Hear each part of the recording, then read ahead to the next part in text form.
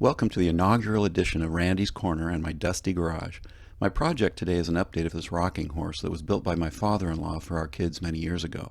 I redesigned it to be able to use my CNC to make it stronger and easier to assemble. So we're going to turn that old thing into this new one. Randy's Corner is about stuff I'm interested in, from high-tech to hand tools and any discovery or topic that catches my interest. I'm always looking for new things to learn and do with the help of friends. Let's see what kind of new things I can learn this time. This horse is kind of a family heirloom that my father-in-law built for our children. In fact, he built about 10 of them, one for each of his children's children. And as our children have grown and had families, I thought I'd pass on the tradition and make a new one for each of our children. I've already done 2 of these by hand, but need to do at least one more, and I figure it's a good opportunity to up my game by using my CNC router. This rocking horse has seen a lot of love, but the design needs some update. There are several areas in need of attention, and the first one is to remove the visible fasteners in the legs. I don't really like the look of those, and I think I can get rid of them by using a dowel through the body and into the leg structures. This will be structurally stronger and more precise. The reason this was not done before was because the legs had to be able to rotate a little bit to get them to the right angle to fit on the rockers. Truly hand-fitted. With a full 3D model, I'm sure we can do better. A related issue is that keeping the legs adjustable through assembly has led to different angles on the front and back legs, and sometimes different angles on the 2 sides of the back. It's hard to fit these legs when they're floating around on the rockers, so what I want to do is standardize the angles in a CAD model, and it looks like the best angle is going to be about 11 degrees. This also allows a flat spot to be milled onto each rocker for the positions of the legs. If you look closely, you can see that there's a gap under the support board where the rocker is not touching. The leg support is only touching in the front and back. I think we can do better than that. Another part that I really want to change is the design and fabrication of the wedges that set the splayed out angle for the legs. These wedges are really important for both the look of the horse but also the balance. The child on the horse can tip it over a lot easier without the wider stance, but the wedges are tough to cut by hand. They're at an angle of about 9 degrees with the bottom being about 3/4 of an inch and the top being almost nothing. They have to be tapered in exactly the right dimension, and the only way I found to do this was with a back saw and Japanese pole saw. Even then it took some additional plane and chisel work to get it right. So I'm going to use the CNC along with alignment dowels to hopefully fix this once and for all. The next area for improvement is the material used on the rockers. As you can see, this rocker has been broken and I've repaired it. It got broken when the kids were cowboying up on it, and it's happened to a lot of the cousins' horses also. I'm going to make these rockers out of a more solid wood like oak or maple instead of this lighter pine or poplar. The last change is to rethink how to attach the handles. As you can see, the handle right now is just glued into a hole bored through the head, but in most cases the glue breaks loose and the dowel loosens up substantially as it gets used more. So I'm going to use some inserts in the end of the dowel with some all thread to allow each side to be tightened up through a much smaller hole by simply counter-rotating the 2 sides of the handle.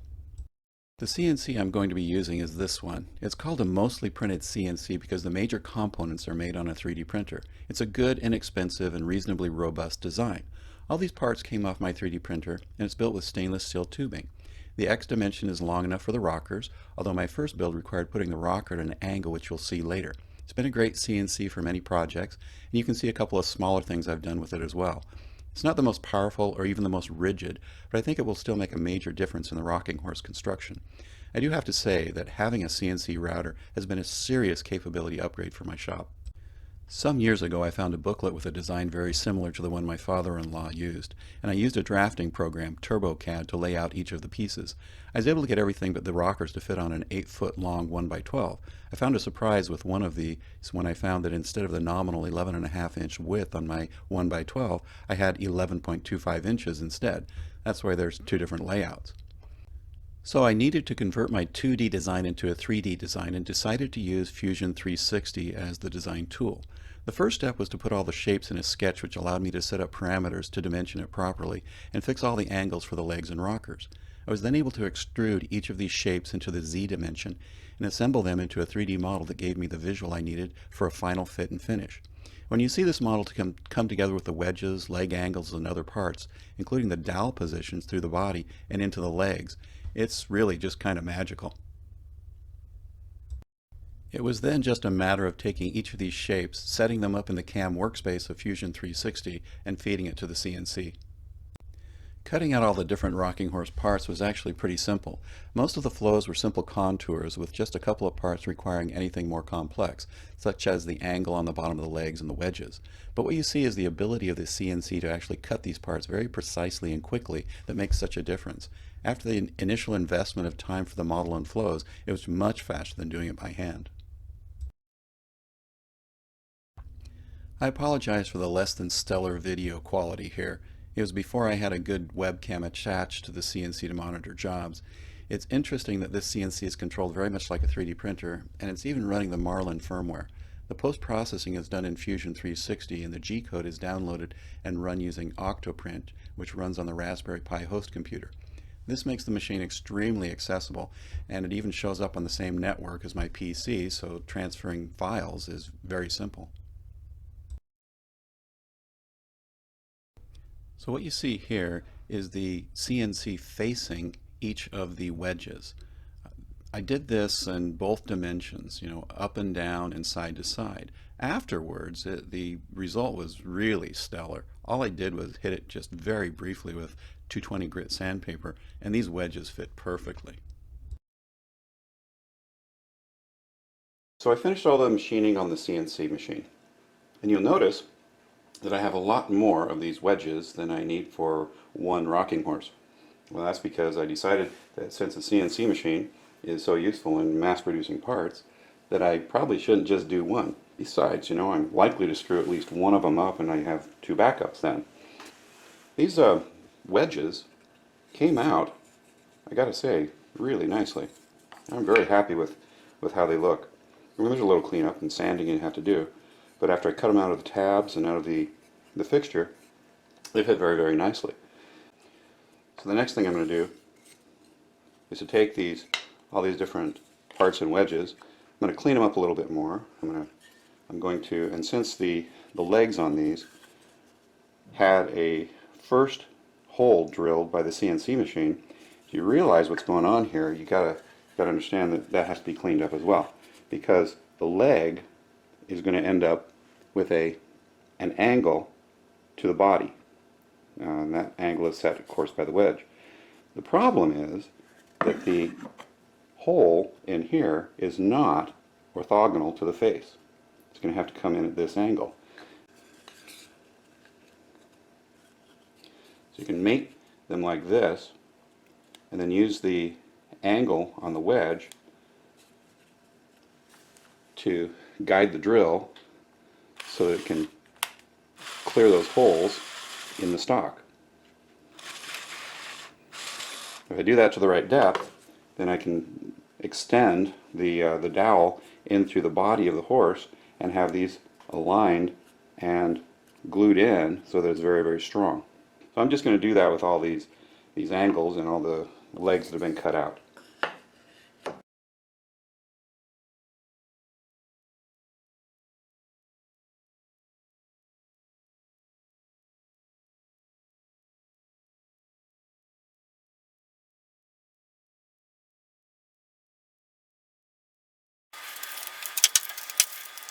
I had to make sure that the alignment between the wedge and the leg was proper, and so I decided to cut some 3/8 inch aluminum rod and then deburr it a little bit as alignment pins so I could stick it in the fixtures and make sure that all of those holes are going to be lined up.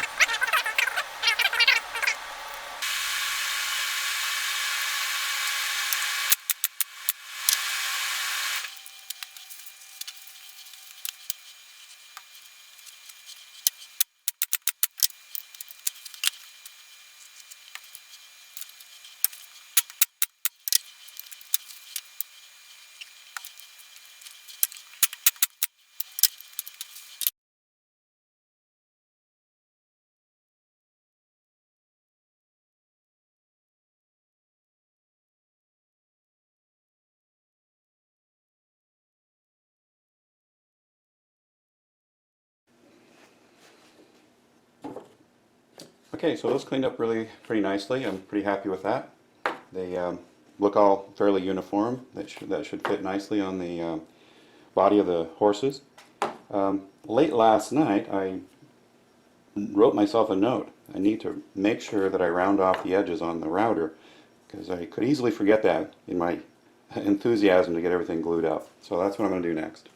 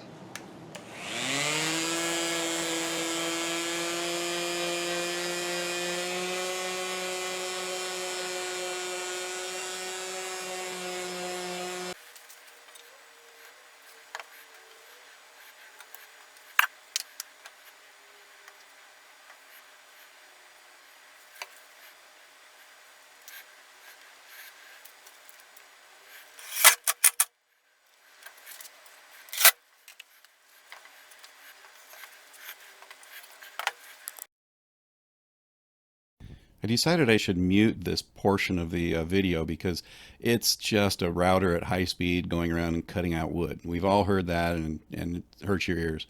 It hurts your ears especially with this DeWalt router. I don't know what is with this model, but it has an especially high frequency component to the sound that just drives me crazy. I since went with a Bosch router, which is much better and pretty much the same power. Both of them actually did a really good job. It's just one was tolerable and one was not.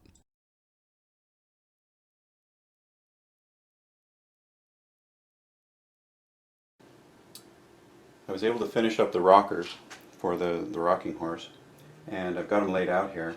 As you can see, they finished up very nicely.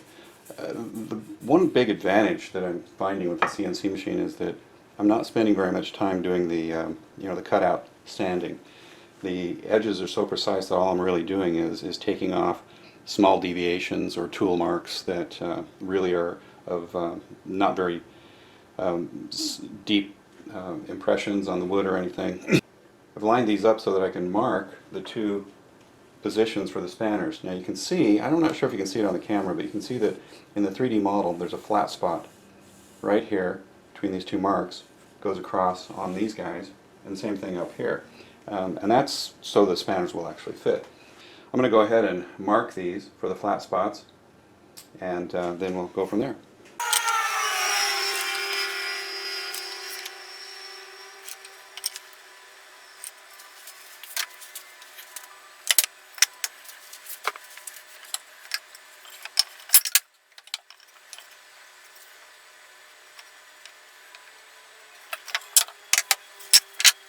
One of the features on this with the 3D modeling was a couple flat spots on the rockers for these spanners to sit on. This is how it all goes together. Now I'm really pretty happy with how this all fits. You know, the angles on the legs are very nice on the spanners, on both the front and the back. I've repositioned this just slightly fiddling around with it, but the spacing front to back on each of the feet with a 4.5-inch spanner is very nice.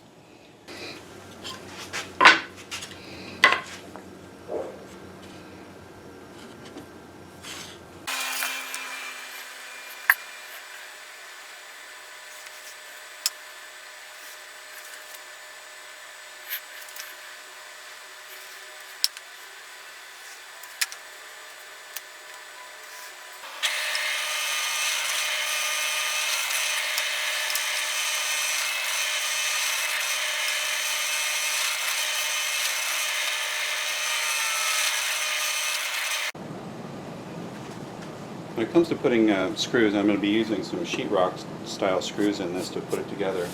I don't like the way that they penetrate, especially softer woods like the pine. So I always want to make sure that I countersink these. And I find it easier just to countersink using a handheld drill with a countersink in it as opposed to the drill press.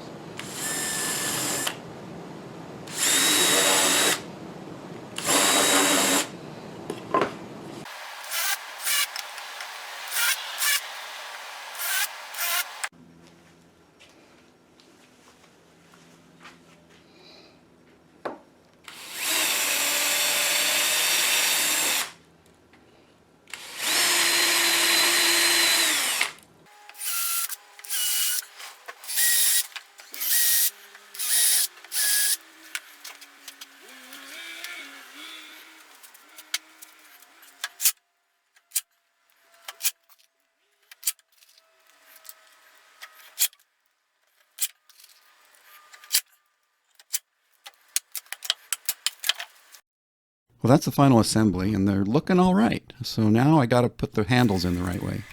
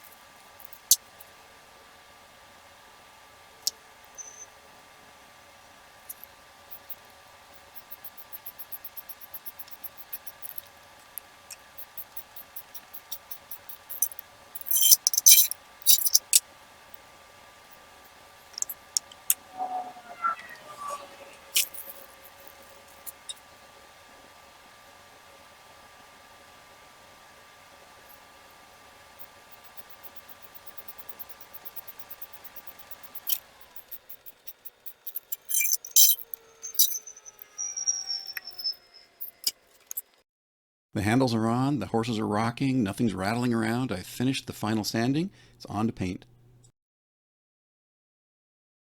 When it comes to putting down the pattern for paint, I found that using some graphite paper is really the easiest way to do this. It seems a little bit old-fashioned, but just being able to transfer things cleanly is really an advantage.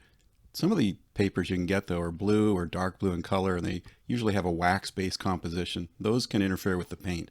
This other stuff that I use is black. It's usually much better.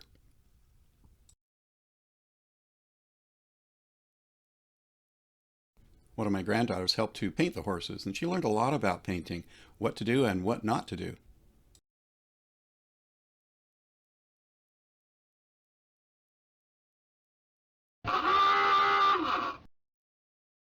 So we figured out a little bit better way to do this and used a masking tape like we should have done in the first place.